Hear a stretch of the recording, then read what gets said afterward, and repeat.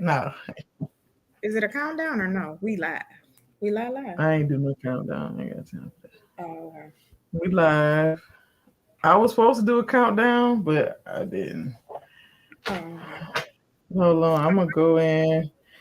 How do I see if it's on your thing? Let me see. I'm trying to. Let's see. Private. Can I see it? Oh, I can't see people. How many people on there? Is it people on there? Yeah. It's a couple of folks. Hey y'all. Hi. I'm gonna log into so I can see the. I don't know why it seemed like StreamYard. It's a little delay sometimes. So I'm I don't I'm see it on. going. I don't see it on your page. Oh, Stephanie. I don't see it on your page. hey, Crystal. Hold on, let me see. Oh, it's showing me live. Is it on your page? Oh, there you go. Look at that. We're live in the live. We live in the live. Hey, Ebony. All right, let me turn my volume down. I don't see it. Hold on. Let's see. Hey. So, I'm gonna log in as a person at least so I can see the questions in the group. Hold on, y'all. You live. I don't even. I'm Hey, trying to see. I want to put it on my thing. Huh? I want to share it to my You see it? You refresh it? You see it on my page yet? I keep trying to refresh. On my personal page. All right.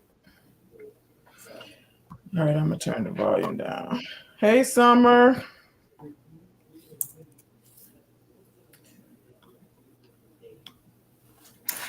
Well, it's gonna record for the I'll keep it in the group for the people for the folks that missed it. Like I did reminders, so if you miss it, oh well, you missed it.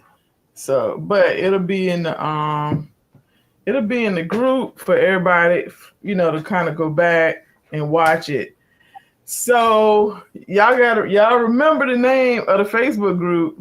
It's non-emergency transportation, but it's ... not just NEMT. So I like to cover all things business, and one of the things or the plus parts of who I have become as an entrepreneur is dabbling and learning certifications for my business and government contracting. So I wanted to have a conversation because I see a few people in the group that ask questions about how do I get contracts, and that could be both corporate contracts, state, local. We're going to talk about all of that. But I figured, just like last time, who better to bring on than my girl Joy with GAH Transport.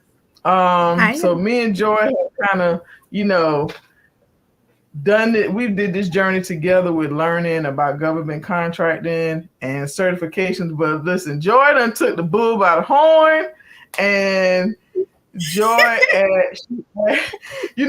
she out here helping business owners, entrepreneurs, with getting their certification, helping you the process, and even the piece about understanding how to be procurement and government contract ready. So tonight we're going to talk about it all. Hopefully y'all brought y'all questions.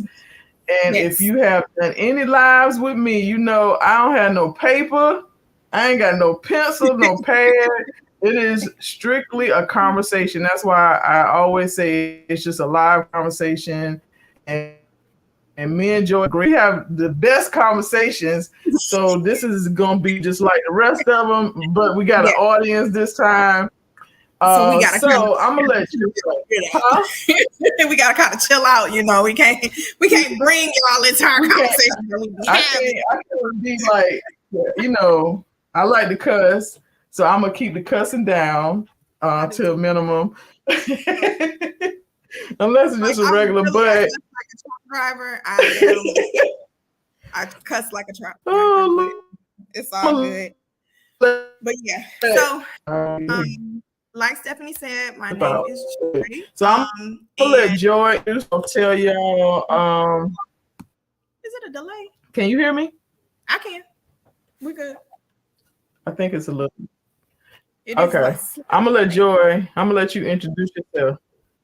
Okay. My name is Joy Haley. Go ahead. And it is a slight delay. It's got to be. All right. My name is Joy. If you're watching it on Facebook and on StreamYard, it's a little slight delay. StreamYard, even with me and you talking, I feel like it's a delay. Okay. All right. Well, my name is Joy Haley. I am originally from Detroit. I live in Georgia, North Georgia right now.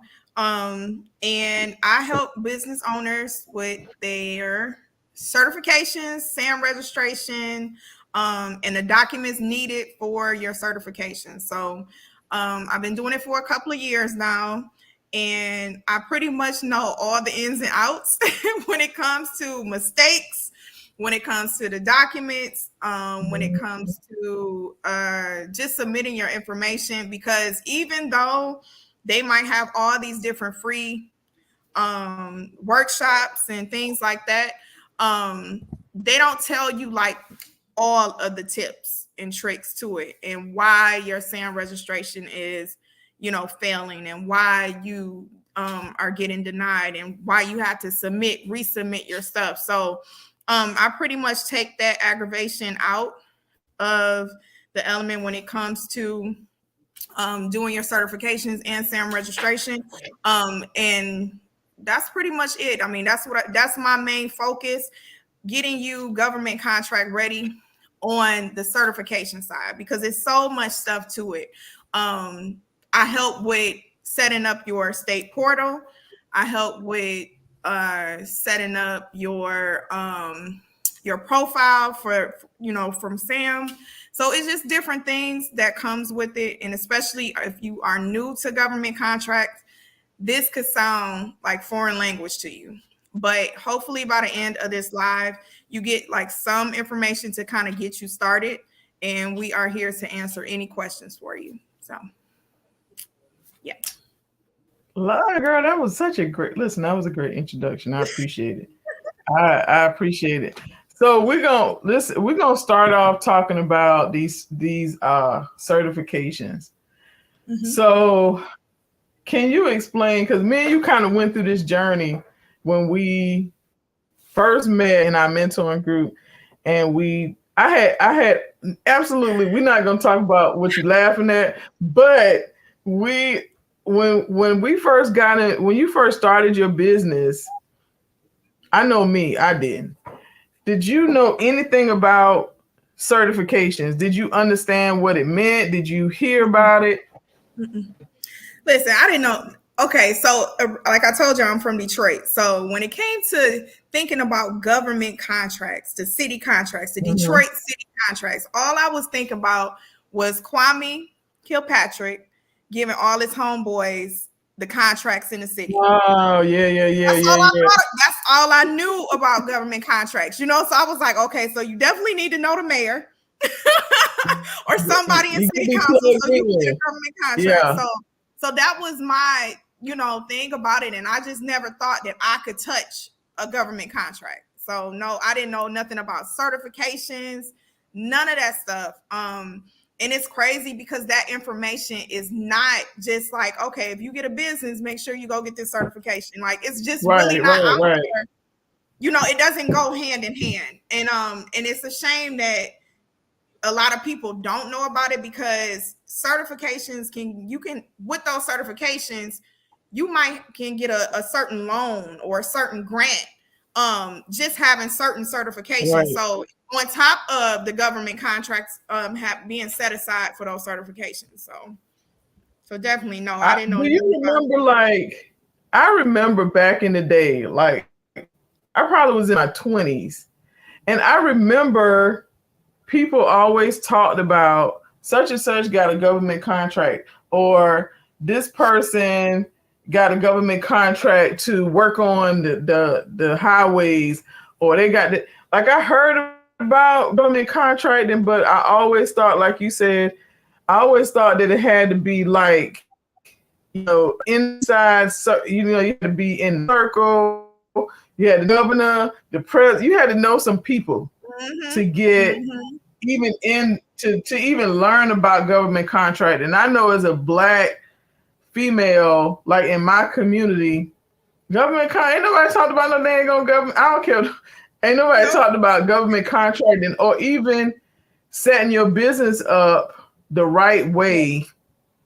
Because the government don't work with people. So if you think you just gonna be a side hustle working with the gut, that ain't how it works. But told us that you could get opportunities and grow your business, but you definitely have to be, set up a certain kind of way. So when we first learned about certifications, like one of the first certifications, we are big. I felt like we started at the top. Like some people work their way up the ladder. Like I feel like we started at the top with the SBA federal contracts. I mean federal certifications. Yes. So we started off with what are just so we can help everybody understand. When it comes to certifications, you have your federal certifications, and what those certifications are, like the WOSB, right? The VET, and then you got HubZone, and then you also have AA. So if you are beginning in government contracting, the recommendation for AA is don't let nobody talk you into getting AA right away. Okay. That is something that once you start getting contracts, you got a strategy for it, because it's only lasts a certain time frame. So you want to get a team. So when I get my AA and my 8 to 9 years is up, we going to Stephanie. Stephanie gonna get her AA. When my stuff is about to end, she gonna get hers, and then the next person get theirs, and the next, so we can all continue to have the AA. But the thing is, those are the four federal certifications that are up under federal, and you have to have a SAM registration. So you have to be registered in SAM.gov to go after your federal certifications. And then so you got your, I'm gonna say national, because this is what kind of get a little tricky, and a lot of people get confused. So you got the minority business enterprise, which is a national certification. And most of the time when you are doing like carrier packages in transportation and logistics, when you do your carrier package, they ask if you are a minority owned certified business. This is that certification that I'm talking about. We're Black, even though we are minorities or whatnot. If you are not certified, you are not. So you can't. You can't just say it's on a national level. Hold on. So you can't just say I am minority owned and I am a certified minority owned business because I'm Black, Asian, Hispanic, any of those. Hold on. Not certified. That's not considered certified. You're not certified. Can you hear me, Stephanie? You breaking up. You good? Yeah, I can hear you, but you breaking up. Am I? They say I'm good. And then somebody said, Joy, you glitching. Okay. Wow. I'm glitching. Yeah. Y'all hear me? Can y'all hear me good though? I can hear you. Your face, your screen just got a little delay.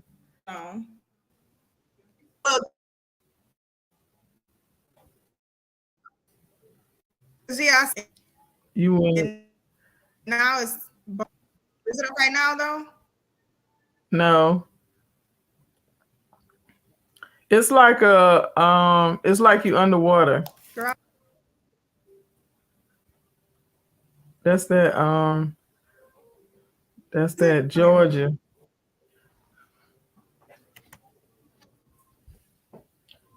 I can hear you. It's just your uh-oh. We lost her. We lost her for a second. She'll be back. When she come back on, I'll let her back on. It might be her internet. But what Joy was talking about, I think Amber asked, is it 8A and it's 8A. So what we are trying to break down for y'all is the different types of certifications. So if you do a federal certification, which is SBA, you have the woman-owned small business, you have your vet, you have the APAM, and then you have the hub zone. Somebody said 8 as in like the number 8. Oh, there she go. Hold on. No, like 8 and then 8. Number. Hold on. Let me add her. Is it better now? Yeah. Okay. Yeah, you better. All right. I just was picking up where you left off, but it's 8. Somebody said 8A. I heard 3. It's the 8, like the number 8, and then 8. Mm-hmm. Yep. And then the hub zone, WOSB, woman-owned small certification, and you have VOSB, which is vet-owned small business. Somebody was asking because they said they only heard 3. Okay. I'll put them in the chat. Hold on. Okay, I'm sorry. Yeah, and so what we was talking about, that you have to, just because you're Black don't mean that you're a minority-owned certified business, or if you know, a minority, it doesn't matter. You have to be actually certified. So is it okay? I was about to say, yeah, no, I can hear you now. Okay. I was gonna say, so the process, if let's say you're a vet and you're a woman. I'm sorry. You're also a woman, and you wanna apply for those certifications. What is the same? I mean, I did my WOSB, and I did it by myself. After multiple tries, I finally got it. Somebody stupid told me the dog is glitching now. I just muted it because they tripping.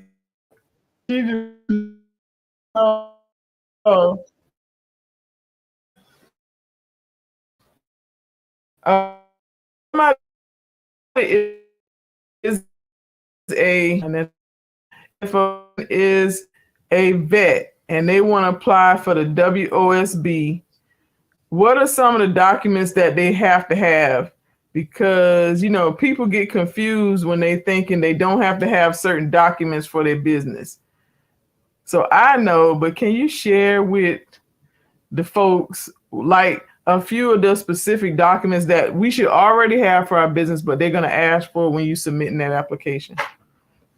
Right. Okay. So we can't assume. Let's just say that we can't assume that everybody has these documents, but they should have these documents. Right. Any of your documents from the Secretary of State. So if you are a corporation, you got the articles of incorporation, certificate of incorporation. You should have your bylaws. You should have your stock certificate and your ledger. That's for a corporation. For your LLC, the articles, the certificate.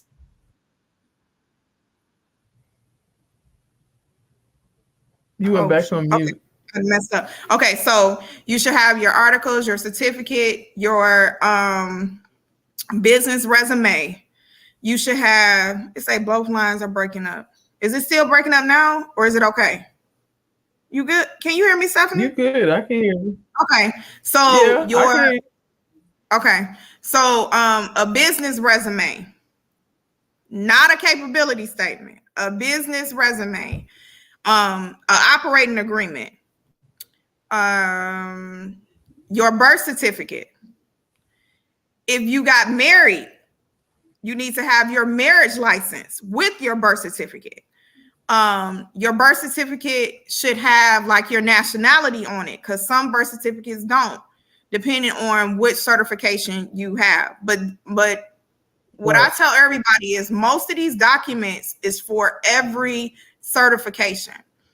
Now, the women-owned small business is going to be the easiest one out of all of them as far as your documentation. You got your articles, your certificate, any amendments that you've done, if you moved or anything like that. It's saying now it's frozen. Am I frozen? No. Okay. It might be on your end. And not your end, but the person that said it. Like, yeah, no, not you, Joy. Because I'm like, so okay, so for the women-owned small business, it's the easiest one. And like I said, you got to have your articles, your certificate, any amendments, business resume, operating agreement. That's it. Oh, your birth certificate and marriage certificate. Somebody said, "What's a certificate?" So when you get your Secretary of State documents, you can go and look at them right now. When you actually register your business, on the top of it, it'll say articles of organization, and on the next page, it'll say certificate of organization. It's right at the top of that actual document. So when you go and look at your Secretary of State documents, you probably bypassed it, but all of that information is on there. The articles of organization has like the register agent. It has your physical address, your business, your mailing address. That's the articles of organization. But that first page that they give you, it'll say certificate of organization. And it has the business name and the start date of when it was registered and it's signed by the Secretary of State.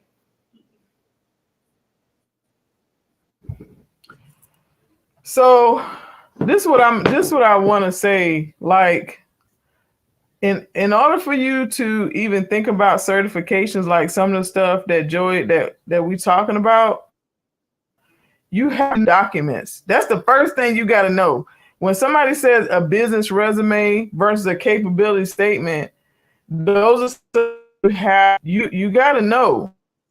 Like, if you're in business, you can't take articles of organization and just say, oh, and put them in the file. And so when somebody says, well, what's your certificate? Because people ask all the time, well, what do they mean with my number? I say, well, when you get certified, they put in North Carolina, they put a sticker on the top. And it has your number, your number for your business. And so when people, depending on what you're applying for or what you're doing, they'll ask you for that number. But I think it's important that you know what these documents are. So that way, when Joe talked about it, you're not like, well, what certificate? Like, what you talking about?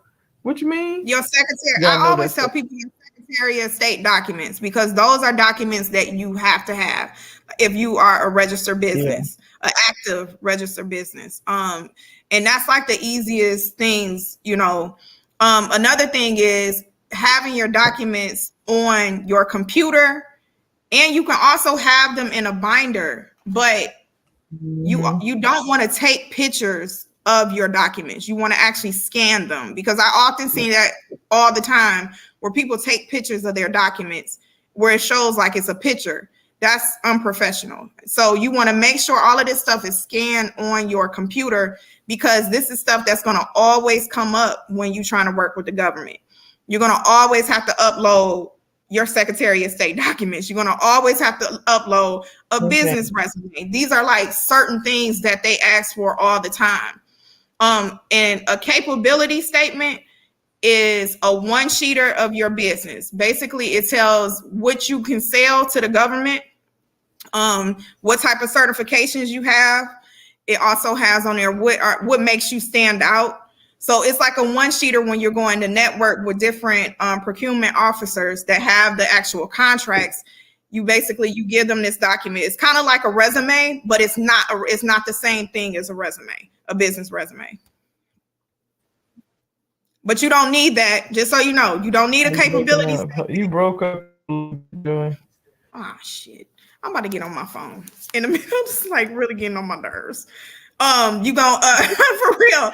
You don't need a capability statement for certifications. You need a capability statement for networking purposes when it comes to government contracting. What's your next question, ma'am? So, Taylor said, is that something that you can create? Which one are you talking? So the business resume, because I remember when I did my WOSB, like one of the reasons that mine got kicked back is because I submitted the wrong one. I submitted my professional resume, like where I used to work and all my jobs. So your business resume, you really can either reach out to Joy or you can do it yourself. Like, but it's really, it's a doc you have done. And it doesn't always, I know, like for the capability statement, what makes it the capability statement a little different is the capability statement really just talks about what you are capable of doing, like what your business is capable of doing, versus the way I understand it, and the best way I can understand it. And the business resume is what your business has done or is doing to your job resume. Like your experience. Yeah. Because just like your regular resume is showing all of your skills, your past jobs, things like that. But when you have a capability statement, and this is going to sound foreign to a lot of people, what I'm about to say, it has your cage number. Your cage number is from your SAM registration. It has a UEI, which is from SAM registration. You put your DUNS number on there. That's your Duns and Bradstreet number. You know, that's like your business social security number. It also has NAICS codes. That's all the codes that is related to your business. It has NIGP codes. That's your state codes that's related to your business. You know you're gonna lose them. No, that's why I said a lot of this stuff is gonna. But this is what I'm saying. That's the difference. It's gonna be. Yeah, it's a difference between though, because the capability statement is strictly for whoever you are going after to get a contract, and it has all the information on it that they need to know if you qualify for that particular contract. So it's definitely different in the business resume. Right. So if you are, let's say, and this is segue to my next question to talk about it a little while ago, but the SAM registration. So a lot of times I hear when people ask about, or even when you're on social media and you're trolling, you know, on TikTok and the Gram and Facebook, and you see people talking about, oh, get your SAM registration and just go search SAM.gov for these contracts. And I just want, I don't want to say it's like super hard, but I feel like SAM and those contracts and how people show, you know, on social media, how you could just search contracts and go out here and apply for this contract. It's not that easy. It's not that easy. I'm not saying it's not doable, but I think when you get your SAM registration or you apply for your, you know, that SAM registration, you get your UEI and your cage code. Do you think that's more so if you are wanting to work with the federal government, i.e. Department of Defense, FEMA, you know, Department of Education? Right. So I tell everybody get their SAM registration regardless. Get your SAM registration so you can have it, you know, even if you're not going to start out with the federal government. Because what if you want to go get a federal grant? You know, at least you got your SAM registration, because you got to have, that's their payout system. So you got to have SAM.gov in order for you to apply for different federal grants. SAM registration, I say you got to crawl before you walk when it comes to. I can hear you, Joe. Okay, I want to make sure because your picture gone. Yeah, because I'm about to go downstairs close to my route. Okay, cool. Yeah, I did. All right, so when you are in government contracting, you need to crawl before you walk. And I feel like the walk is federal contracts. So if you just starting out, if your business is new, if you don't have any experience in your business, the best thing to do is go after local and state contracts. Yes, still get your SAM registration. So you can apply for your women-owned small business certification, because why? It's going to take 6 months for them to approve you. Stephanie, you need to mute. Hold on, I am. Okay, so you definitely need to get SAM first. How long do you need to be in business before you get a SBA certification? You don't have to be in business long at all. You can go and set your business up today, get your EIN number and all your documents, and go apply to SAM registration, because you got to have that before you do a federal certification, because that's SBA is federal. So, and you can apply for a certification. Like I said, those documents is very simple, and they don't go in depth with what you need. Now, when it comes to the state and local certifications, those you have to have a lot of documents. And I mean, they ask for payroll, they ask for taxes, they ask for if you like are paying notes on like your vehicles for your business, things like they get really in depth with those certifications. But the easiest one with the least documents is the women-owned small business certification. So yes, you can be a new business and get a certification. Yeah. It's still gonna take 6 months anyway. For the women's business loans, starting out, and it takes 6 months. Could it be approved for that? What business loans? If you're starting out, because business loans, that's normally, so that's not 3 months for me to get business through SAMs. What? 3 months for you to, by SAM.gov. Not Uncle Sam. SAM.gov. That is, so SAM.gov is where you register. That's what your SAM registration. When you register with them, you get a cage code. That is their pay system.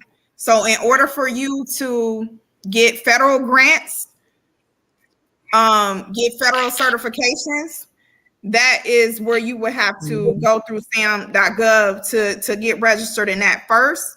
You also can look at government contracts in SAM.gov, and you can also look at who won contracts and how much they actually paid them out. So all of that information is in SAM.gov. So Joy, can you back up for a second and explain because I think people are confused on why you need, what SAM purpose is. Not Uncle Sam, but SAM, the SAM registration, and what is for, because I think people can get it a little, people feel like they just think SAM.gov and they're not understanding that that's really just how you get paid. Right. It's just the pay system. Basically, it's kind of verifying your business. They want to know if you are really a business. And so what they do when you go through the process, the first thing is they check with the IRS to see if your information is correct with the IRS. And then the second part is your actual location. Where are you located? Is this a home office? Is this a virtual address? Is this a PO box? Is this, a brick and mortar or suite or whatnot? And just so you know, with SAM registration, you're not able to use virtual addresses unless you have a lease. So I know that a lot of people say when you start your business, don't use your home address or whatnot. But sometimes this part with SAM registration, you have to use your home address unless you have like a physical location, because they're not going to put it through. You can't have a PO box either. So just so you know that those are some things that can stop it from going through if you have those type of things set up. But you can always have like a virtual address as your mailing address, and you can have the physical address as your home address if that's what you're using. So listen, Joy, we're gonna go back to that right there. We're gonna talk about no. Listen, no, now this is just an inside joke No, y'all, but me and Joy don't like talking about the addresses. We just don't like talking about it. But because we like y'all. You can't use Regus unless you got a actual lease. Right. If the lease say this person has an office here and come here for the next 12 months, like it's an actual lease, not like we just got a mailbox. Right. Is it okay to use a registered agent's address? No. Mm-mm. So you got to remember too, y'all. You got to remember, this is the government. This is not your local mom and pop. It's not even this ain't working with like assisted living facility or nothing like that. We're talking about the federal government. And so when you think about a virtual address, they don't know that that's really yours. So Regis, all these other places, the post office, UPS, you cannot use any of that. Because I remember when we talked about this, I got so much flack when I did a post that said, don't tell me to use a virtual address and not use my home.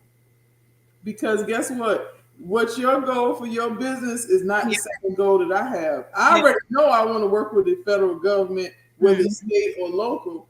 So I already know I can't use a virtual address.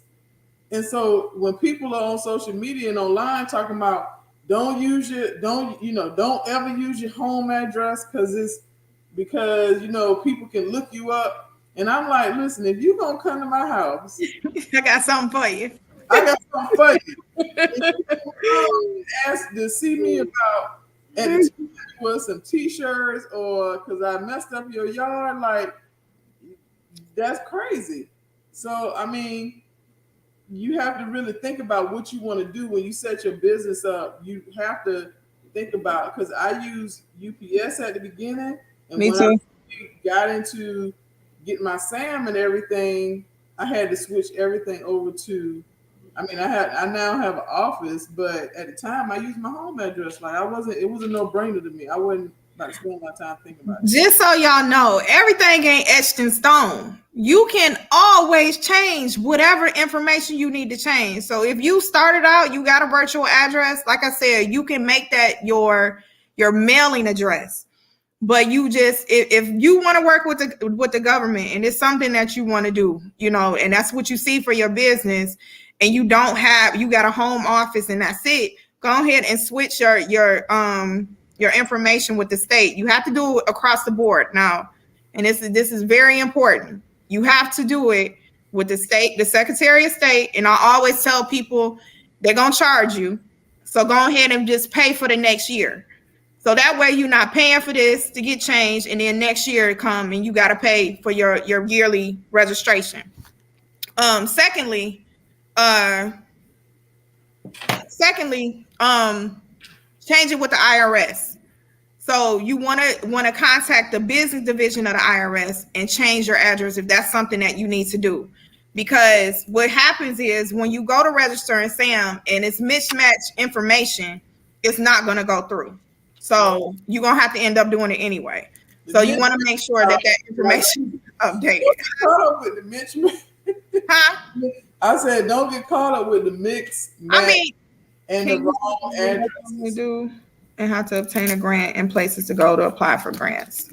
Okay, so please don't ever look at like this stuff that be on like Facebook when they say they can get you a grant and all this stuff. Pay me and I'm gonna get you a grant, this type of grant. Like it's official places out there. Grants.gov is one of them. Right. So where you pay a subscription, it's like a $40 subscription, and they got grants. I mean, thousands of grants in there. And so, and they're going to ask you for SAM registration information, because when it comes to federal grants, that's how they pay you. SAM.gov is the pay system.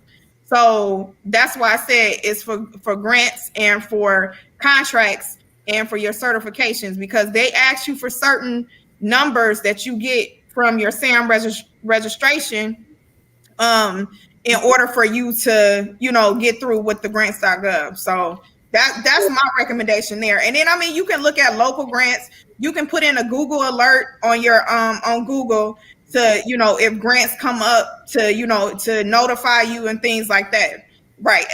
Alice.com. That's a good place. They always have different grants as well. I'm about to say it's Hello Alice or whatever, yeah. And sign up. Taylor, go and sign up for Hello Alice. And what they do is every time a grant comes out, you get a notification or email. But don't sleep on your local government. Like your city and state, they have grants. You just have to, you know, you might have to do a little research, but your local area also has grants that you can apply for. And it's different types of grants. Like, so you have the grant, sometimes Hello Alice, the ones that I've applied for are really like questions. You know what I mean? They ask a question, tell us about your business, name of your business. And then there are grants that people write.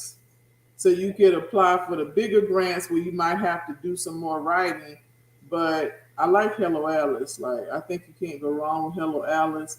And even like the city of Charlotte, sometimes they have grants depending on what your industry is. So you can also check your city, state government. I mean, city, state, and county. Stephanie, share your share the live on your page. Hold on. Cause it's not. I don't see it, and somebody else just texted me like they can't see it either. So let me see. I got it checked up there. Let me see. Any grants? I haven't personally because I haven't applied for any grants. So, but I know people that have. I'm gonna just say this. One thing about when it comes to working with the government, it's not a easy overnight thing. Like, this is something that, like, people, we got mentor groups, we got partnerships. I mean, it's really, we put in a lot of work with this, but once it pays out, it pays out. So, and that's one thing that you have to go in with the mindset of working with the government is not a get rich quick scheme. It's not. Can you say that again for the people in the back? It's not a get rich quick scheme. The other thing about grants too is if you're applying for a grant as startup, you got to search for them things for startup funding. But I think grants, and we just learned this, we learned this years ago, was when you apply for grants, that's extra. Like, you should not really count on that because it may or may not happen. Like, I feel like that's extra. See if you can see it now, Joy. That's what I'm trying to do now. As far as the business resume, if I'm a startup, what can I put on my business resume? Okay, so you've always had a job. All right, so that's your experience. You pulling from. So say I'm gonna give you, for instance, I worked at State Farm. So State Farm is on my business resume because I had customer service skills. I did training. I was certified in 32 states. That's my skill set. So my next job was my business. So I'm going starting from the bottom and coming up. My business. I had two businesses. So I had Haley Pro Service, and I also have GAH Transport. And on that resume, you want to make sure you putting the dates on there, whatever the start date. So my business started March 2021, and so to present. And I put that on both of my things, and I list all my skills on there. Your business resume does not have to be a long, strenuous 10-year experience. You don't have to have that. It could be the job that you had before you started your business and whatever business that you have on there. Whatever skills, like, so say if you was driving, because I'm assuming that I'm gonna say that everybody is in transportation and logistics. If you was driving before, so you say if you was doing Lyft and Uber, you can put on there Lyft and Uber on there. I did Lyft and Uber for 2 or 3 years, and this is what it is, and this is what I did, and I pick people up from here and that. As showing your skills that you have, and that can, it's connected to transportation, you picking up people. So you just don't overthink it, because that's one thing a lot of people overthink with a business resume. Oh my God, it's got to be like this. No, go into Canva, put business resume. It's going to give you a real simple template, which is nothing but like resumes. You can put your picture on there. You put all of your business information in there, put your skill sets or whatnot on there. The business before you started your business, and then that you work for, or if you want to do 2 years or, 2 other businesses that you work for before that, that's cool too. And then make sure you put your business, your present business on there. That's your present job. And that's all they want to see is when you started that and up until now, or whenever they want to see that part on there as far as the dates.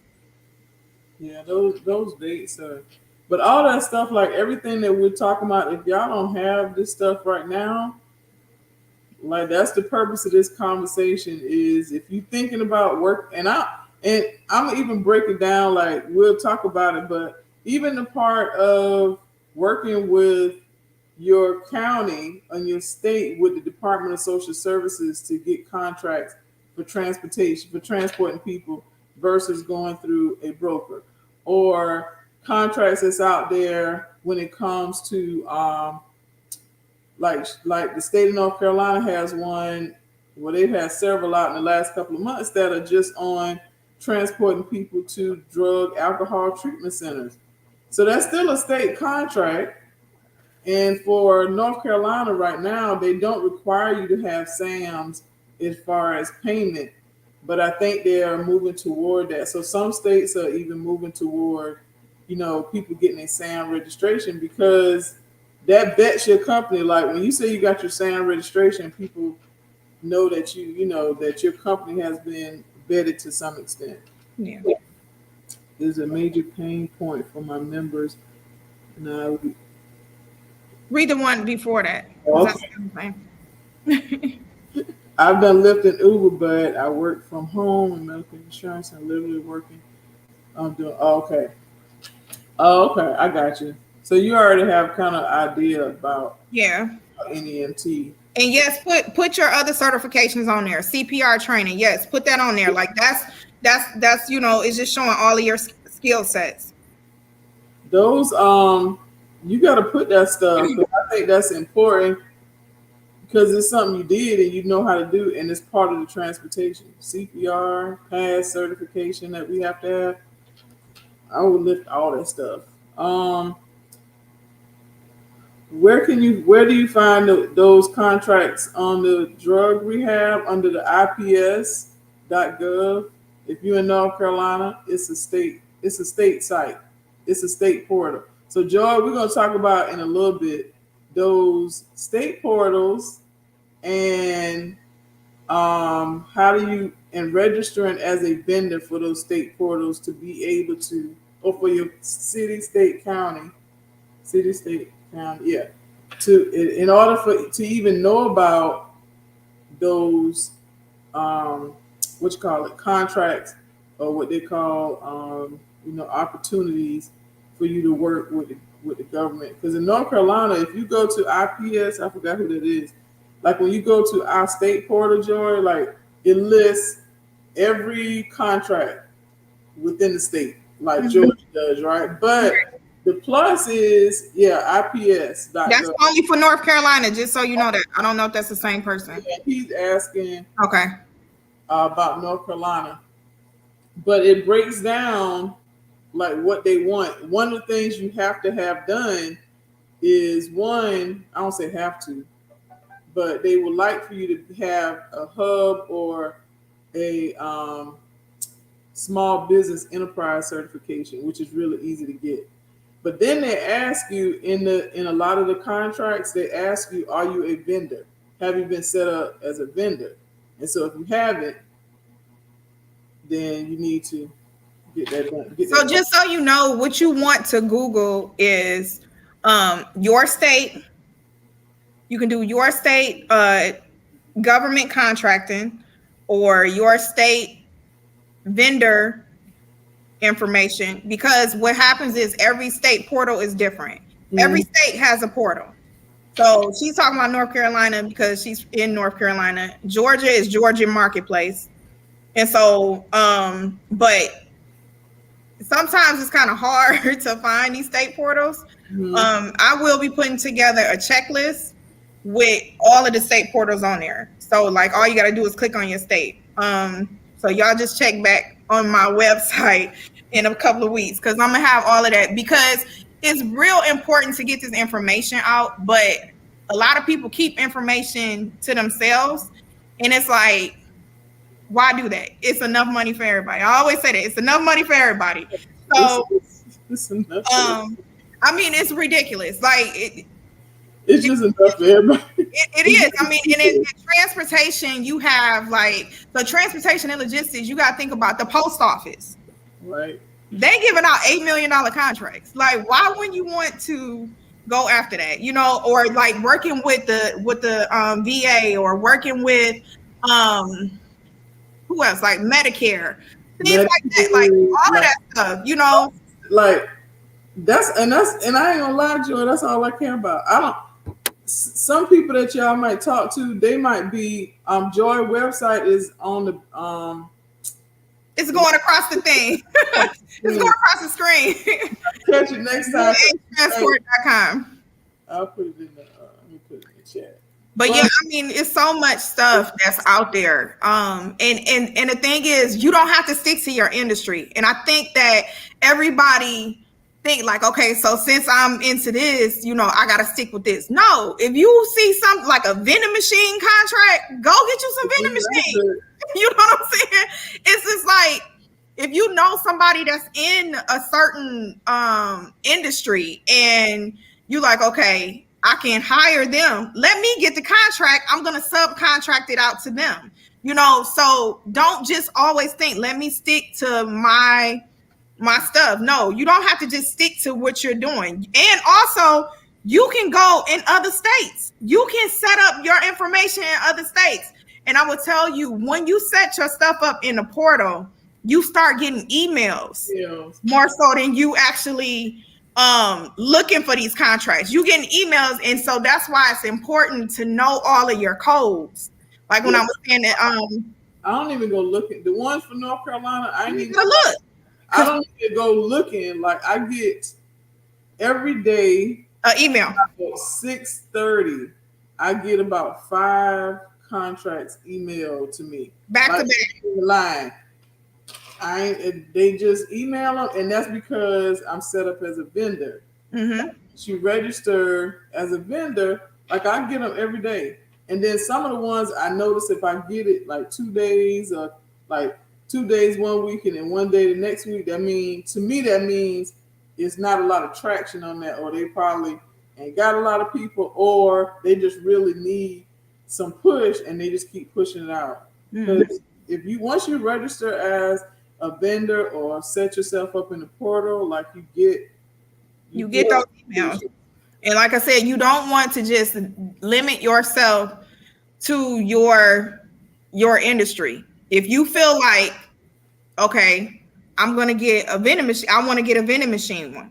So I'm going to put a vending machine code in there just so I can get that email when it comes up. Like when it comes to consulting, janitorial is so much. Listen, I just saw 4 today in North Carolina. Let me tell y'all this: janitorial and landscaping, huge, ridiculous. I'm talking about it's so many janitorials. Getting them?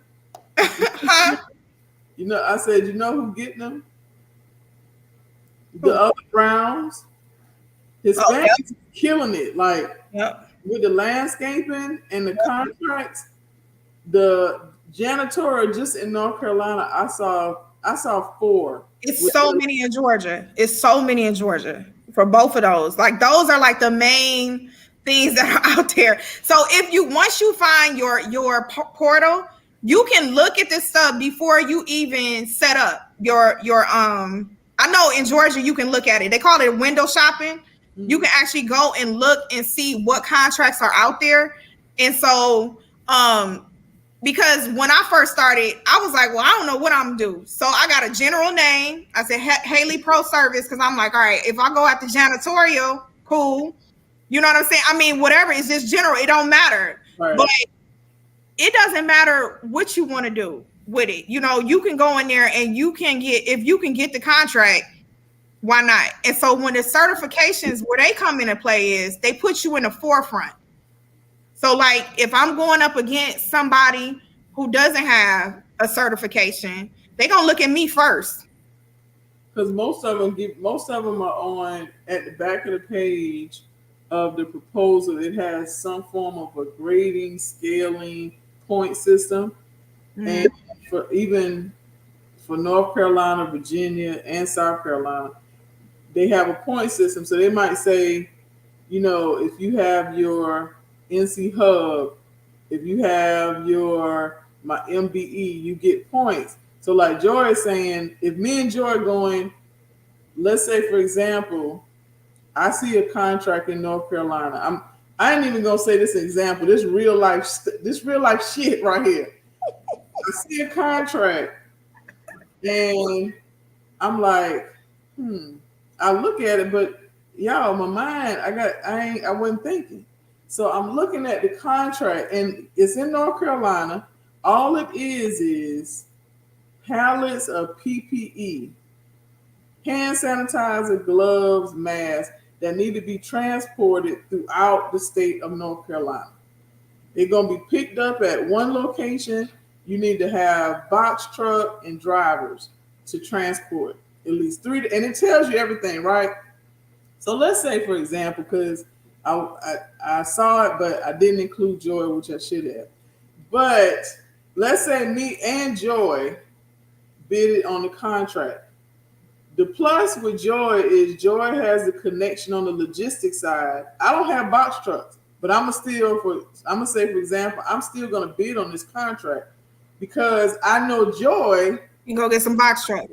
She can give me some drivers. She can give me some box trucks.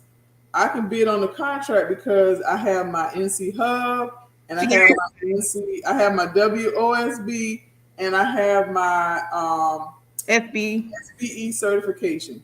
So I'm already like coming in. I'm up here.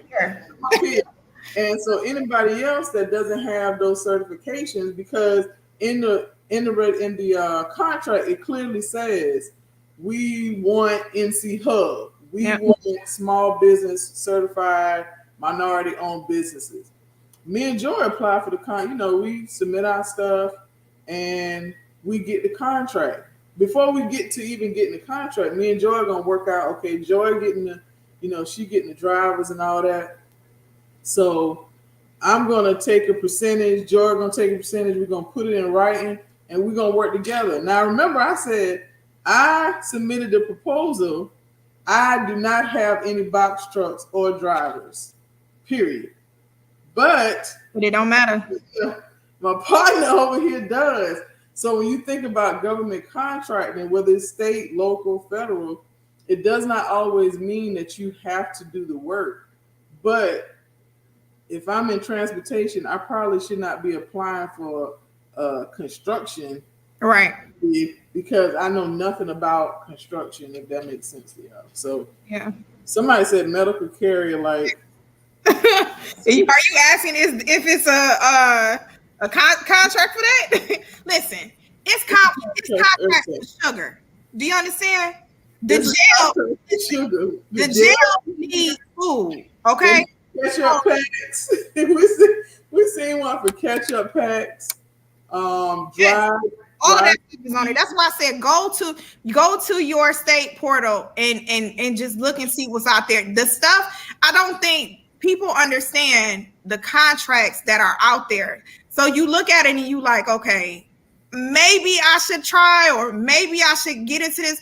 No, you should. And you should get every certification that you possibly can. If your business, I don't care. I seen this the other day. Somebody, they teach government contracting and they be like, oh, it was like something like, oh, just because you get a certification don't mean nothing. Yes, it do. But it don't mean that you're going to actually get the contract automatically, but I'd rather have a better chance of getting the contract because I have a certification. So to me, I feel like if I can get a women-owned small business, a minority-owned small business, I'm gonna get it on every level. On every level. I ain't talking about just, okay, I'm gonna just get it on a national level. No, you're gonna get it the low, because see, sometimes they break it down to where it's in counties. So I'm about to say, because my hub is through NCDOT. Mm-hmm. My small business certification is through Mecklenburg. It's through my county. So the county, like in North Carolina, well, in Charlotte area, the county has certifications, and they have solicitations, and the city has certifications, and they also have their own solicitations, and they're not in the same portal. So you have to register with the state, the county, and the city. Yep. To get those solicitations. Somebody asked about student transportation. So student transportation is huge, and I know if y'all in my Facebook group, I talk about it all the time, because that is a large percentage of my transportation business. But I am a subcontractor. You can easily go to, and I guess I could, but I'm a subcontractor. I'm fine with being a subcontractor right now. But you could easily reach out to the private schools. Right? If you don't want to do public schools, I would definitely say the private schools and those magnet schools that need transportation for especially special needs students. Like, and special needs don't always mean wheelchair, blind. Sometimes special needs means they family live in a hotel, or the kids live in a foster care center or a group home. Like, it's different reasons why they consider special needs. So you can apply, and you can reach out to these agencies, these schools, and see what they need, and then you just kind of go from there. Does these contracts pay your price? These contracts pay beyond your price. Right. Yeah. So that's the difference between. One thing about it is that we never paid attention, or some people never pay attention to, when the Congress is on the floor and they dishing out all these bills, and how much money is going to here and how much money is going here. Billions of dollars. War is like the biggest thing that they have, where the money goes. If you was a gun dealer, you would rack up. You can sell guns to the government. You know what I'm saying? So that's the thing. Like, you have to understand that, like I said, this is not a get rich quick scheme. But you can take care of your family, and your family down the line if you do it right. It's government contracting is life changing. Right. The right contract. Yeah, the price all the time. She says, like, once you get one, you're not gonna stop at that one. If you get a contract, for example, with DSS or one of these alcohol drug, most of the time it's either 1 to 3 year. The ones I see in North Carolina are like 1 to 3 years. Well, if you do a great job, then you know what happens? It's a no bidder. That means that, listen, Stephanie and Joy did a great job. Like, they got the system down pat. You know what I'm saying? We love their price. Stephanie, can you do this contract for another 3 years? Let's work out the numbers, see if it works. And that's how people get these contracts, and they keep them right, like forever and ever and ever, because they may do a good job. The procurement person or the person that is approving the contract may be the same person for years. And so they just continuously give those contracts to the same people or the same companies. Yep. Definitely. They definitely do. And they probably, I'm looking at this. I also applied to the homeless shelters and they gave you your price with no negotiation, because your price was probably like, it was your price, and it probably was low compared to what everybody, and that's what they negotiated. They gave it to you. That's the thing. Like, you got to think about, yes, you get your price and then some. And that's, you gotta remember, like Joy talked about, I didn't mean to cut you off, but I'm made me think about it when Chevy Baker put that comment. Mm-hmm. So when you cannot, I don't say you can't. I hate to say what you can't and cannot do. But when thinking about contracts on a large scale, I'm not talking about a facility like, one facility. I'm talking about this company has 20 facilities and they want to do a contract solely with you. You got to figure out how your price is not the same because you got to think about all the other stuff. So for example, transportation, we think about insurance, gas, maintenance on vehicles, car note, employees, stuff like that. What you might not be thinking about is a printer, cell phone, paper, ink cartridge. Like the small stuff add up.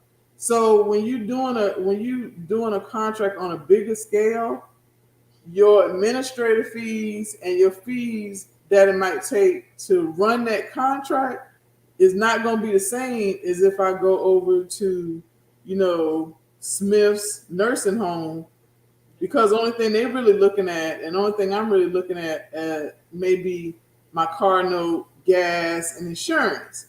Over here, I'm talking about 20 people. I got to hire drivers. I might have to buy vehicles. I might have, it might be an increase in insurance because I got to hire more drivers. Like you really have to sit down and think about a lot more when you're doing a government contract, whether it's state, local, or federal.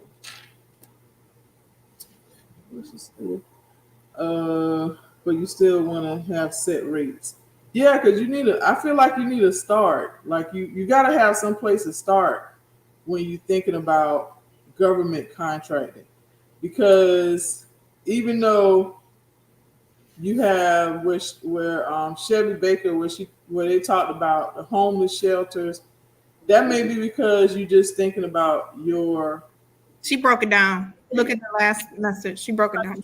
Per week, per child, 10-mile radius, 2 school limits, my van, insurance, gas. See, insurance, gas, and maintenance. So if I went to a school to pitch, they might have multiple schools, or they might have, let's say they only have 2 schools. Then I may have to hire another driver. I might have to buy another vehicle. You know what I'm saying? I might have to think about communication now at that point. Like it to me, it's other things when you're thinking about a long-term, bigger contract. Like, so for me, I transport kids. I get paid more than 120 a week per kid. Subcontractor too. I'm a subcontractor. Yeah. So you can't be modest about it. It's just the thing, you have to think about it like you don't want to go for the gusto and you don't want to go too low either, because that's why they ain't come in as a negotiation, because they was like, damn, this cheap. Let's go ahead and do it. Yeah, I for one kid, I can make $100 a day for one kid because the rate is $50 each way. But again, that depends on where you are, who you transporting. If you got a kid that's in the wheelchair, you might charge a little bit more. But most school systems are paying $45-50 one way. And I only go probably like 12, less than 12, maybe less than 13 miles each way. So but when you think about government contracting, like you got to really think about, I just feel like that's on a larger scale. Like the schools are here, like a couple of schools, but a state contract with, multiple schools, like the one that Miss Jackie got in California. Like she got, I forgot how many millions of dollars. $7 million. Like, but she has a staff of 40 people. Like, you got to understand that is all factored into it. Your staff, your vans, the maintenance, the insurance, all of that stuff, what it takes to operate that contract. And she got to pay herself. Like, you got to have your own salary. You got to have your own salary. So even though it's a $7.2 million contract, you have to understand that is your operating expenses on top of everything else. So right. Yeah, it's definitely this is what I always say. If you get into it, get with a mentor group, get with people who know what they're doing.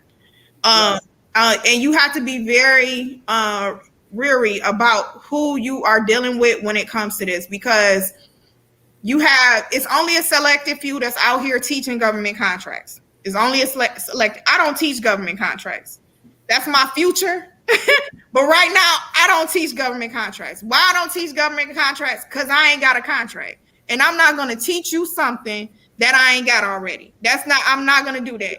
Now, I will say this. My certifications, I don't got my certifications. Because me and that.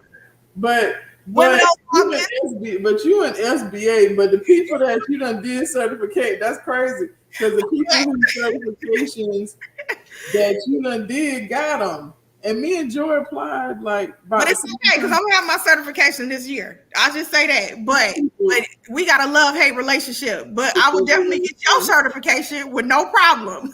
But the thing is I'm more of, I gotta be hands-on. I got my CDLs. I got my CDL Class A. So I did that because I wanted to start a trucking company. I don't want to just start a trucking company and not be able to go pick my truck up if somebody leave my stuff across the way in Mississippi or California or whatever. Like, I just quit today. So you just quit today. Now I got to go and pay somebody to bring my truck back. No, I'm going to hop in my truck and drive my truck back. So that's me. I'm just hands-on. And that's why I don't teach government contracting. I want to know it backwards and forwards. I want to be able to tell you what to do, how to do it, whatever, But the certification part, down pat. I got y'all on that. SAM registration, because when my SAM registration messing up, I'm like, Joy, I'm trying to figure out what's going on with my SAM. But I think that this is a great conversation, because most of the people that's on here look like us, and a lot of times, when you see it on social media or online, you feel like Joel was saying, it's like, oh, get this contract. One thing I know, you ain't about to get no contract with Department of Defense for $10 million and you don't know how to handle $500. You ain't got $500 in your business bank account. They ain't gonna give you no contract, because when you look at the solicitation, it says that you need to be financially stable. Yep. Like, you got to be able. And this company is out here that, you know what I'm saying, if it's a $7 million contract, well, you might not have $7 million, but your company has made money, or your company has been doing, making some kind of stride to profit, to where they're like, oh, okay, well. Not gross. Profit, not gross, y'all. Not the gross. The gross. That's a difference. Good. But the profit. And so a lot of times when y'all start looking at the solicitations and the proposals, you'll see the section. It'll say you need to be financially stable, and they might ask you for your tax return. They might ask you for your profit loss sheet. And so even when I be putting in my Facebook group, like, yo, y'all better jump on QuickBooks, or y'all need to have some type of system in place, because when somebody says, oh, how much has your business made? How much did your business make last year? I can go right to QuickBooks and pull my profit loss document, and here you go. This is what I did. Versus, I think I made, when you're in business, like when you're thinking about government contracting and working with the government, I don't care if it's the city, state, city, county, whatever, like, you want to have your foundation set. Like it ain't gotta be perfect, but it need to be on point. Like we ain't all of us ain't none of us perfect. That shit ain't perfect. But when it comes to them numbers, you want to be on point because they're gonna ask that. They're gonna ask that stuff. Yes, and also like it's a lot of resources out there, a lot of free resources out there that you can take advantage of. If you go to the SBA.gov/events, they have pretty much everything that you want to learn. I mean, like especially when it comes to QuickBooks, they have information on that, how to write a business plan, because some of these contracts they ask you to provide a business plan. And I mean, as starting out, especially if you working and you know you trying to fund your business and you using your own money, the free stuff comes in hand. And basically it can probably guide you in the right direction. So if you go to the SBA.gov/events, it definitely has and these are online events, and sometimes they have in-person events. Sometimes they have like a series where, you know, they going through different stuff for you. They also have like the intro to government contracting to tell you exactly what you need. They also have certification stuff on there too. Again, like I said, with the certification stuff, they don't tell you everything, but I got you on that. But it's a start. I mean, especially when you don't, a lot of people don't know this information is out there. The government, they provide this information free because that's the money that they're putting into these places that they put around everybody. I mean, in every state, every city. So you need to get with like your small business development center. They will help you do everything for free because the government has paid them to do that. And all you do is set up on their website, you set up an interview. And that's a lot of people get scared. They don't want to do it. They're like, oh, you know, I'm new. I want to be, you know, pretty much I want to have everything together before I go in here and talk to these people. If that's the case, you need to get with a good mentoring group. Then you go in there like, hey, I got this, but they still going to tell you all of these different things that you need to do. So it's so many different free resources around that, you know, a lot of people don't know about. So I was going to say, I'm glad you said that because the SBA is great.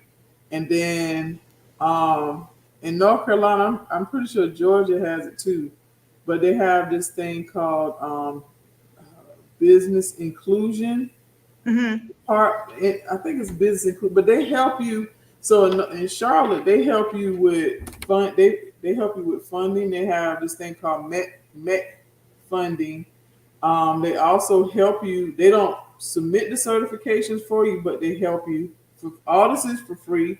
Yeah, that's a small business development center here. Small business development center, and here in Charlotte, a lot of them are on college campuses. So here in Charlotte, they're at UNC Charlotte.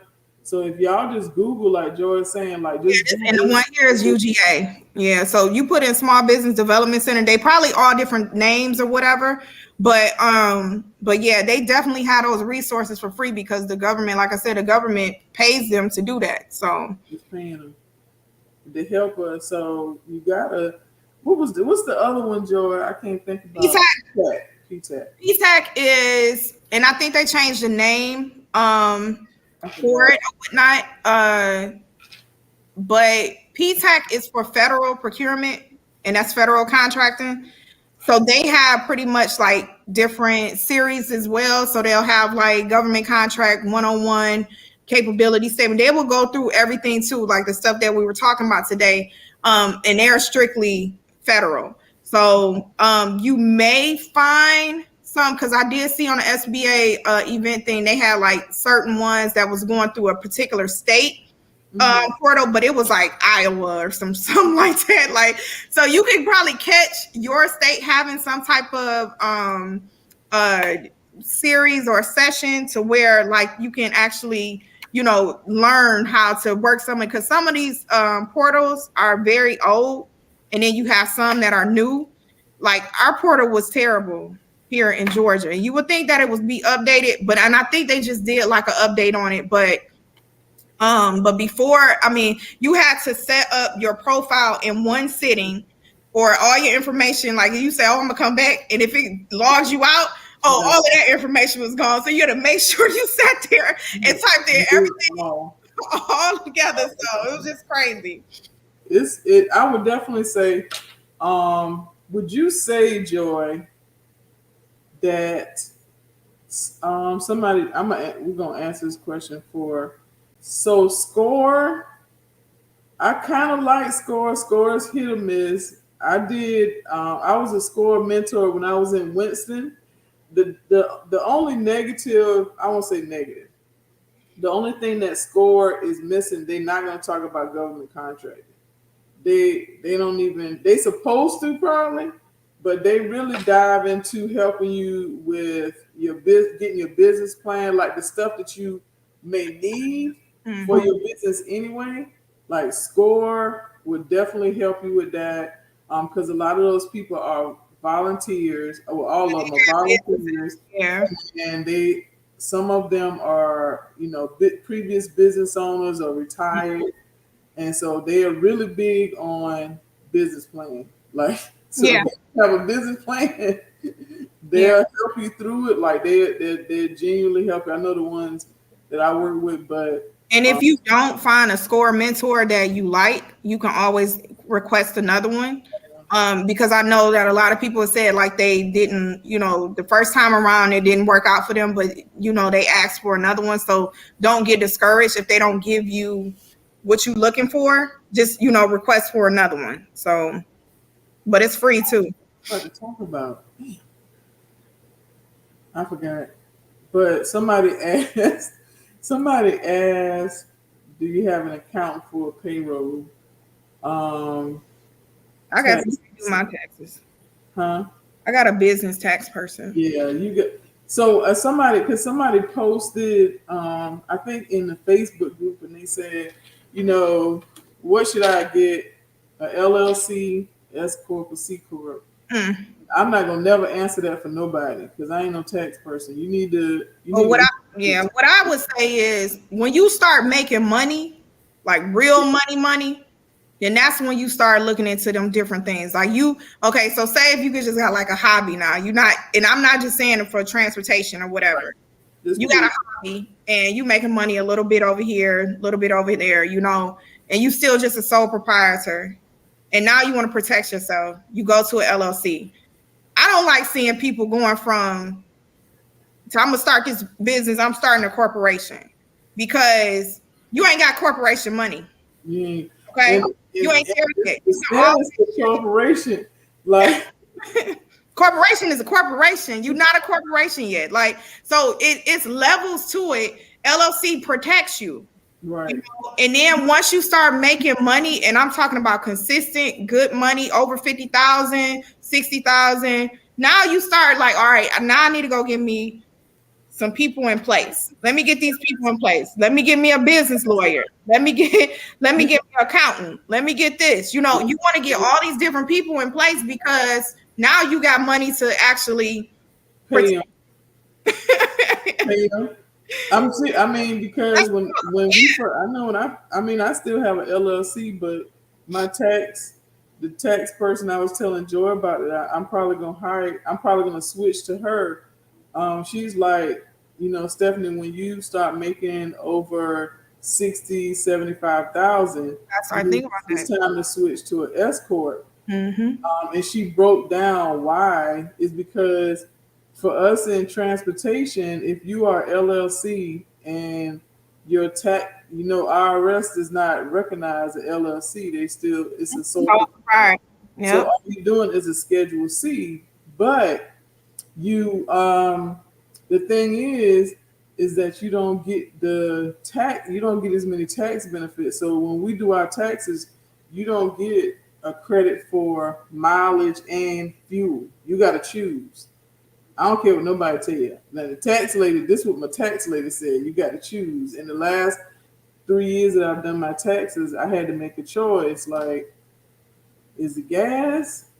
Is it mileage? But when I switch to an S corp, I'm able to get both tax breaks. And then also with that switch, you start paying yourself for real. Like you have to. And I have to. pay myself on salary, meaning payroll, as an employee, because some of us think that because we are owners of the business, you are also employees. Yeah. And I ain't no tax person, but You want somebody said my wife is a CPA, and she is awesome, has great experience in taxation and accounting work. Oh, okay. All right. Yeah, yeah, but you definitely want to like start once you start making money like that. You want to get like a payroll service like ADP or something like that, because like they have like all of that stuff. They help you with. They have different services that way. You know. I don't want no trouble with the IRS. So. Yep. Oh, Chevy Baker says she chose mileage for over 20 years, and if you have an LLC, that's your only option is the owner's draw. I mean, I guess you can put yourself on payroll if you want to.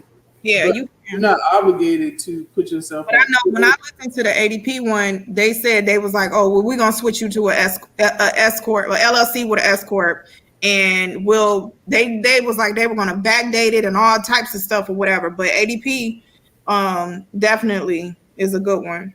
Mm-hmm. I would say QuickBooks. I know they have a payroll. I haven't checked it to see what it does. I know they have a payroll option. I just think ADP probably has been in the game a lot longer. Mm-hmm. No. I don't know. Listen, we ain't on here. Big up your peoples. Ain't nobody messaging because I don't know. Listen, I'm gonna tell you. I'm gonna keep it 100%. If I don't know you, I'm not telling nobody to go to nobody. You ain't about to come back and say Stephanie told you nada.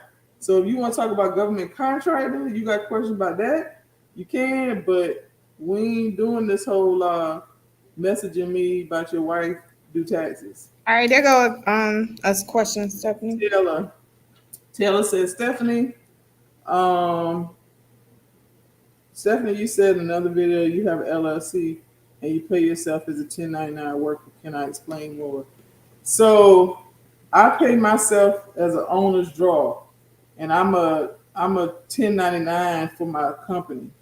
Because you gotta remember, your business is here, you over here, like you're not the same thing. So I that's how I choose to do it because I don't do payroll yet. I just do an owner's draw. But I treat myself like I treat my drivers.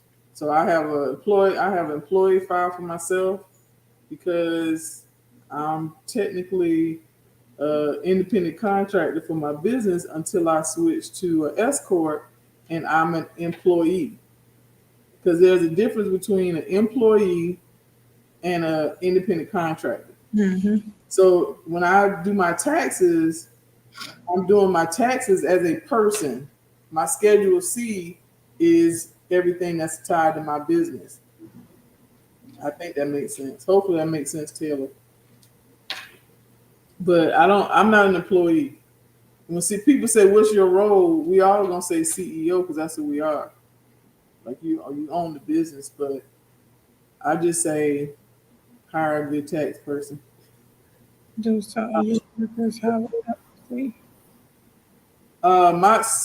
Two of my drivers have their own LLC. So when I pay them, I'm paying their 1099 is via their business, if that makes sense. Or they independent, they 1099 form. So I'm paying their business. If that makes sense. And that's what worked for me. So what works for me may not work for other people. Only reason why I say that is because it's hard to find drivers that are willing to pay for all that insurance. So because we transport people, we got to have expensive insurance. So when I started trying to find drivers, it said, oh, you got to get commercial insurance on your car. And they're like, oh, I ain't trying to do all that. And I'm like, so it made it easier for me to reach out to people that already own a carrier or a transportation business. Like that worked for me a whole lot better. Do you have any advice for someone who will be a sole proprietor of their business and how to set them up for success? Amber, you got to tell me what you mean. Well, you know what you mean, Joy? I mean, I would say if you don't know, find somebody that do know. Get you a mentor. That's the first thing is get you a mentor in whatever area. People don't believe that, Joy. I'm trying to tell you. They don't. But my thing is, like, it's so much stuff out here. One, a lot of people don't like to research. That's one thing. They want all the information given to them. So you might as well get a mentor if you're not the type of person that is going to research everything. At least they can guide you in the right direction to whatever it is you're trying to do.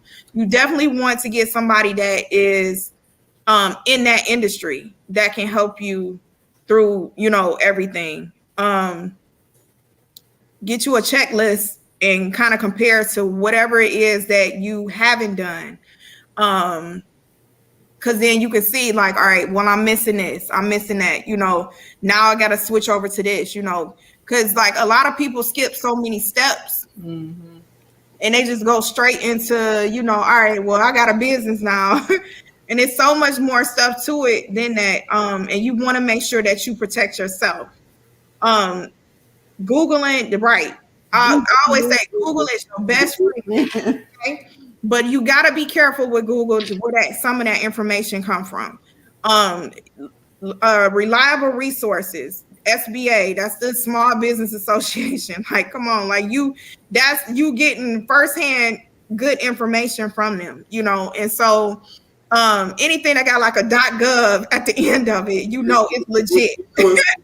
But all them ads, keep scrolling until you get to the one that say .gov. Right, because that's the whole thing. Those people pay when you Google them. People paying for those ads, those first few things in the front of there, and it could be so much trickery when it comes to certain websites. And you might think you're on a government website, but you're really not. And so you just want to be real mindful, real when it comes to that information, because man, it's crazy. But also, like I said, get with like the free resources, the small business, small business development centers that's in your area, things like that, where they can actually get you funding and show you what you need to do to get funding and put you in the right direction. Getting with different like programs that have like small business startups, where if they have like a mentorship program and they help you, and like by the end of that mentorship program, you got like you get like a certain amount of money or something like that. So it's different things that are out there. I think I know when I first started my business, I thought I knew everything. I won't say everything, but I was like, I done research, I know what I'm doing.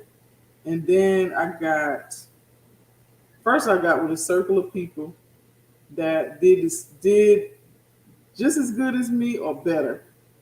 And then I got mentored and I started networking. Like, people underestimate the power of networking.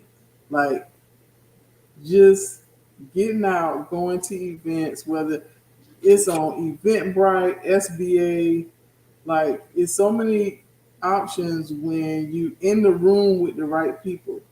And so when you think about like starting your business, attending some of these SBA events, attending some of these events where people,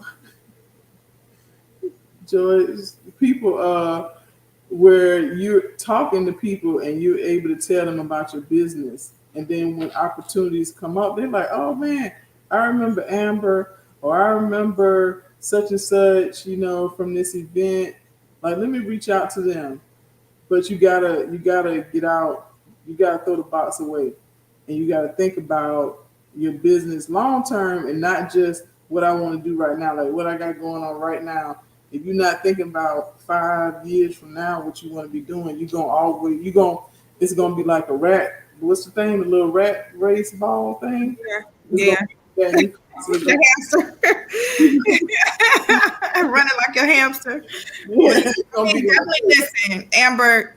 Look, we all do this stuff by ourselves at first. You know what I'm saying? So don't get discouraged about that, because yes, when you starting out, and like I got a 15-year-old son, I was working, I'm like, I'm gonna get me a business. I don't care what it is.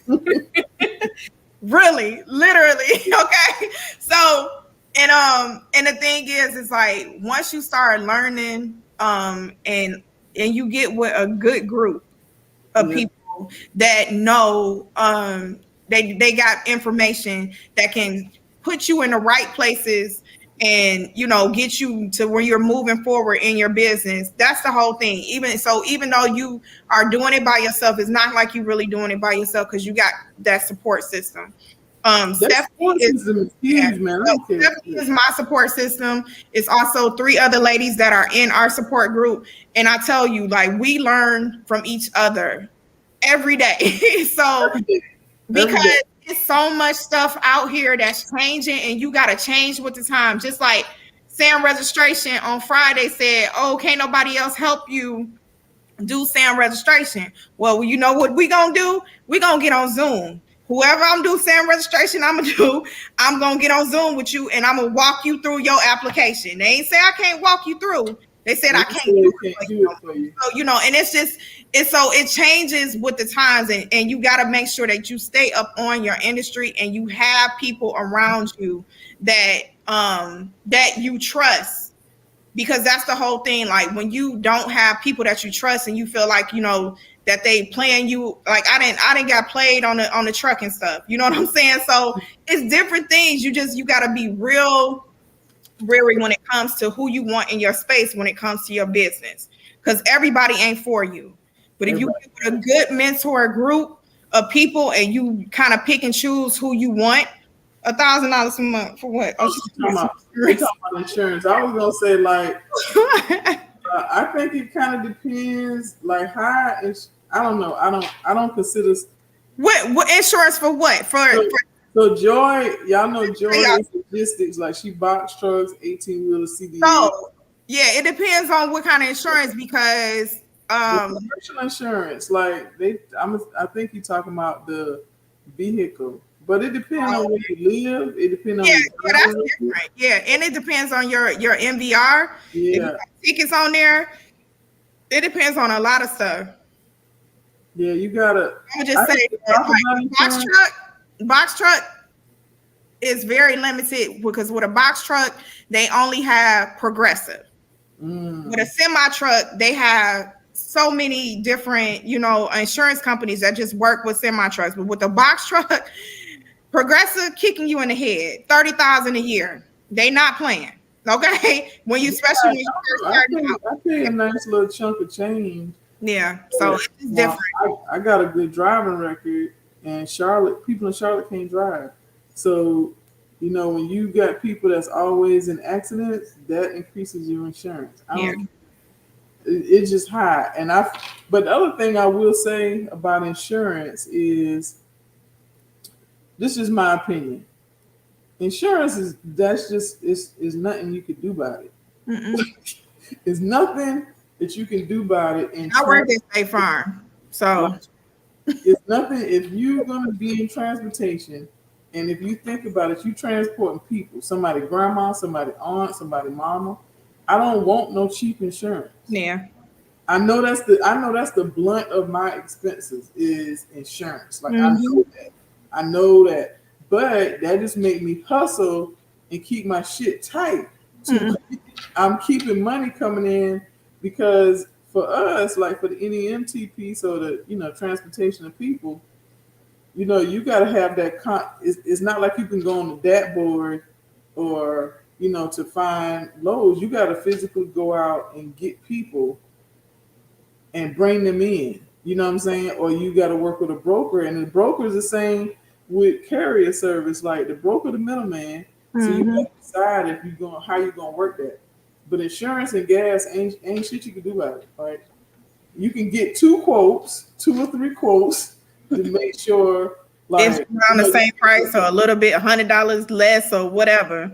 But if they're giving you like the same, then you know, okay, this is about that's what the average. and I'm just gonna go with the person. You might want to look at the person that does, I don't know, they might have a 24-hour accident line, or you know what I'm saying, they might have one might have more perks than the other. Yeah. I just started Googling agents that live near me. I wanted to. Yeah, once you get your your DOT number, oh, they calling you all day. For y'all, they will text you all day long. Once you get that MC number, that MC and DOT. Yep, and that DOT number, they gonna call you all day long, and then you can kind of go from there and see like what's the best rate or whatnot. So what was the other question? So somebody said they coming. Is there any upcoming events? Please plug me. ATL. Please plug me in. Listen, Joy be listen, y'all gotta be out in them streets. Like we be in them streets. I wish we started. Go on Eventbrite and Google business. Like they have like a whole bunch of events on there. But you gotta make a goal. Like I started with a goal of networking events a month.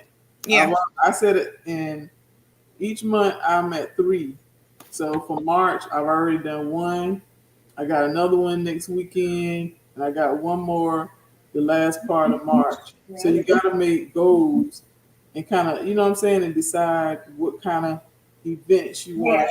Oh, I'm looking at my vision board, y'all. So my goal was 9 networking events for the first quarter. So I still got a couple more to go. But yeah. She got 2 weeks, the quarter in March. I'm counting the event this weekend in Houston. So if anyone is in Houston area, we will be talking this weekend. That's 1. I'm coming to Stephanie's event in North Carolina. That's 2. That's 2. No, and I did 2 events in Atlanta. You just attended the SBA one. Right. So I did, but that wasn't in March. So that's in February. I did 2. I'm gonna get to my 9. I am. But it ain't gonna be hard to get there. You know what I'm saying? Because everybody outside now. So networking is open. Listen, I ain't even gonna lie, y'all.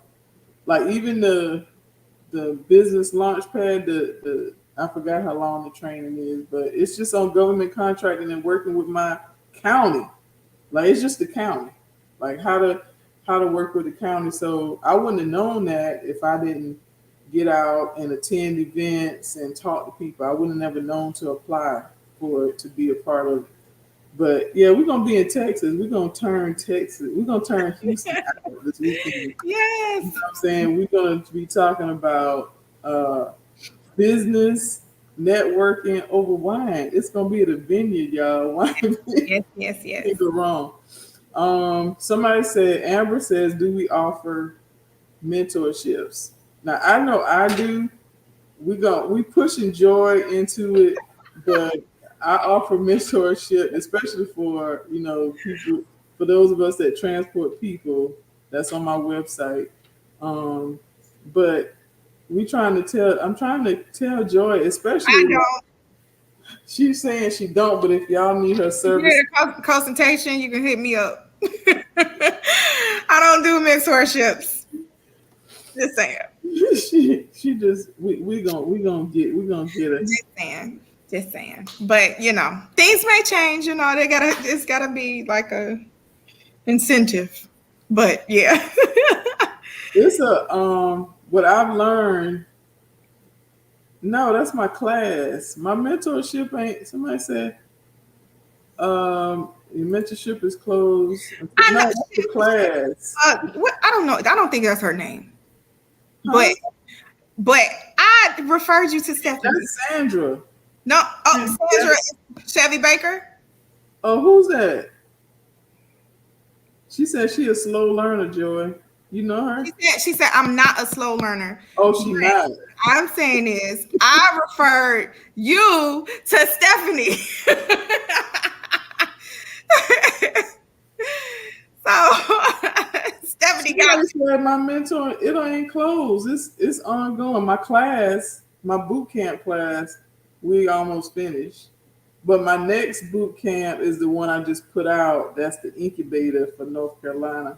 All my North Carolina transportation people. That's what somebody asked you about. Oh, somebody asked me, did I make it? I did. I made the announcement. I put it out there. Oh, okay. I think that was somebody from YouTube. But thank you. I appreciate that. I'm trying to tell her, Joy, you have a gift. I appreciate that. We're gonna work on that, y'all. We're gonna work on that. I think. Yeah, we're gonna work on that. Oh, that's Sandra Jackson. She said, "Oh, my mistake." No, you good. The class is closed, but the mentorship is on my website. It's under courses and trainings. I think that's the tab. I'm trying to think. Did we cover everything? See, the conversation be going. This is how me and Joy talk on the phone, y'all. We be going. So government, you talked a little bit about contracting, right? We ain't gonna really get into it's somebody said they'll pay. Okay. Oh, my networking event. Oh Lord. I'm gonna say it is a grand opening. I have me and my brother have a business, and we are offering office space and virtual addresses to business owners. And so we have our grand opening March 25th here in Charlotte from 1 to 4. It's gonna be, we're gonna have some good times, but it's gonna be great. I think it's something good because it's not your normal office space. It's more like creative, sit down, not behind no stuffy desk, but you kind of can sit on the couch. We got some nice little pillows, but it's gonna be fun. So I'll put that out there. I think I did, but I'll put it out there. What else do we need to talk about? Did we cover everything? I think so. If you don't have like a website, then that means that you don't have a professional email. And so what you want to do is make sure you go grab your domain name, even if you're not even ready to get your website yet. Grab your domain. Right. Everybody, if you have a business and you should have one. People and you are in Stephanie's Facebook group, you have to have a website. But listen, okay, so this is what I was gonna say though. Now, if you are just starting contracting, listen, a little bit different. If you are just starting out, okay, and you need a website, okay, right now. You should go grab your domain name anyway. That's one. You should go and so that can be secured. 2, you need to go and get your professional email address because a lot of people don't. Okay, and then you can make a landing page to grab people's information. So coming soon, make sure they know, like when they go to that domain name, it's just not your domain name and said, oh, it's just parked here. This is GoDaddy.com. That's it. No, you want to actually just, because they have it where you can just make a landing page with just one page, your information, say coming soon, and have them subscribe to your website. And that way you have some type of presence out there. And I mean, that's just to me, it gives you some type of professional look or whatnot. And then also it's better than you emailing somebody with Gmail or gmail.com or yahoo.com. You need a professional email. So. Like, and so even though we kind of talking about both your business your business website and for government contracting, like I can tell you right now, for government contracting, you need a legit nobody messing with you with no Gmail. I can tell you. I ain't gonna say nobody, but people look, agencies, whether it's federal, state, local, are a little leery of working with people that haven't taken the time to get a professional email set up. And you can go to Google Workspace and get one for less than $10 a month. Like but you start with your domain first before you do that. So Where do you find, like, to any type of website or email, or our information? Somebody just asked that. I don't know what because you can go to GoDaddy.com and grab your domain. You can also get an email from them, but I don't get my email from them. I get my email from Google Workspace and connect my domain. So you got to get the domain first, and then you can go to Google Workspace and get the email. And so what'll happen is I always do my name, and I always do info at my info at whatever my website is or whatnot. So just so you know, those are that's real quick, easy. Go and check and see, if your domain is available. And I think it's like for a year, it'll cost you like $10 for it or whatnot. They always tell you 99 cents, but they lie. They ain't never 99 cents. 99 cents. I think it's like 99 cents for the first year, and then so it's like $10 if you do it for a year or whatnot. Or you could do it for 5 years or something. They got it up to 5 years too. So 99. Oh yeah, that I went on there to snatch my name, and it said 99 cents till I went to pay for it. Yeah, it wasn't 99 cents. It wasn't 99 cents. I said, oh, that's Summer. Talking about Summer on here talking about 99-cent deal at GoDaddy. I did that the other day. Summer, that's the first year, right? It is not 99 cents. Oh, you got a coupon. Well, you holding out, Summer. Oh, you had a damn coupon. Man, I got so many domains. I would just say this: if you think of it, go on to get it. Just get it, and hold on to it. Do y'all know that's what people do though? Like they make a business out of that, where they hold on to domains, and when people need them, like I got one domain that's worth like $1,000 right now. It tells you how much it's worth. That's a whole business within itself, and it's queenslove.com. I got that. It's worth $1,000. When I try to tell you, so grab them domains up, because I'm telling you, if it's somebody that's almost popular and they ain't got their name, just type their name in there. I'm glad I went on and got my name, because I'm about to be popular. That's what I'm saying. And grab your name too. I don't care if that's not your business name or not. Grab your name. Like I got Joy M. Haley and I got joyhaley.com, both of them. So yeah. Yeah, I ain't playing. I got a list in GoDaddy of so many. Yeah, didn't I tell you that, like every time me and Joy talk, I learn something new.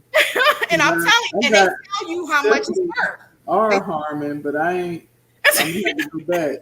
They tell you how much it's worth. They'll tell you like this is worth this amount of money. I mean, some people domains go up to like $3,500. When something start popping off, it's a business within itself.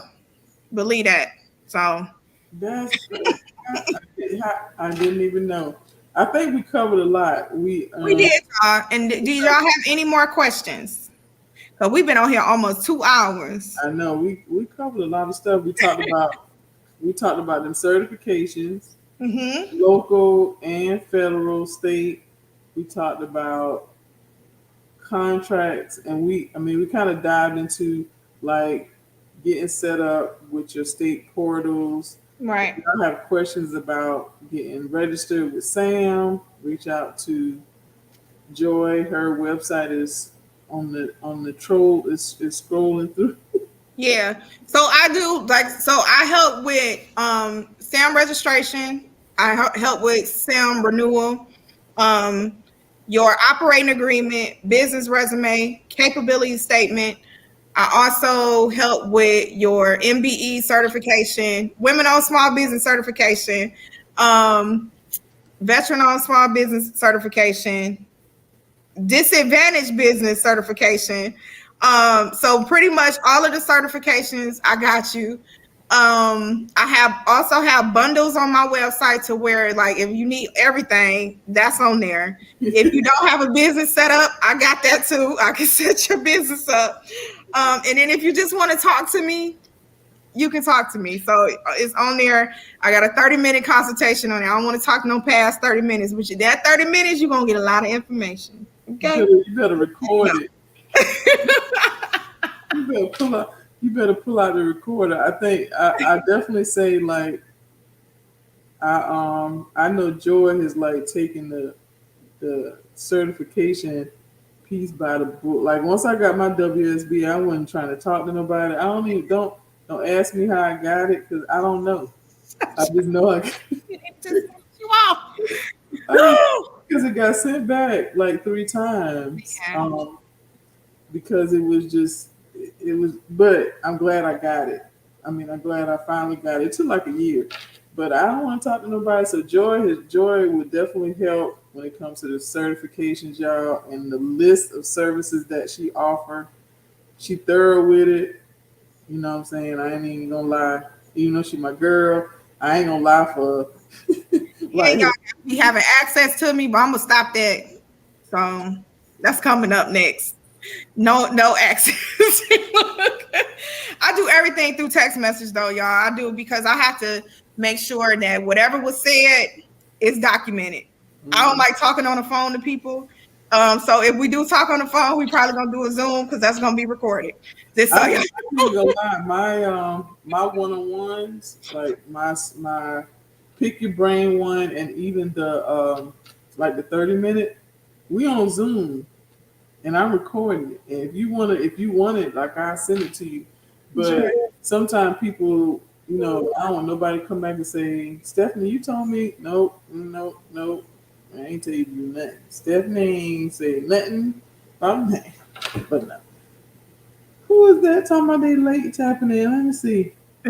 Joy. Oh, man, you late. It's 10 o'clock. We about to go to bed. Who is that? No, he just tapping in late.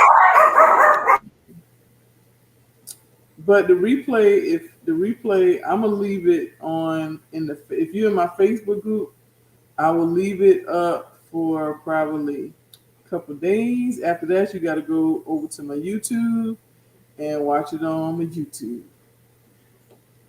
Hopefully, he said we both in North Carolina. Yeah, I'll post it. I'll post the event in the Facebook group. It's on my Facebook page, but I posted my Facebook group so anybody in North Carolina want to come out. Hey, Summer. Thank you. All right, y'all. Joy already did her list of services. She got her little palm there. Because he barking. I had to swoop him up.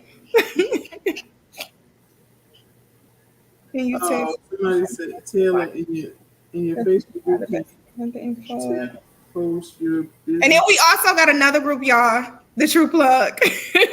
Okay, so we probably need to talk. We need to. So if you are on here, male or female, and I'm gonna have to. Well, you can talk about it while I go get the link. Yeah, the True Plug is it's pretty much it's like we give out a lot of information. We also want to have like different events, going to different cities and stuff. Just giving our information out pretty much.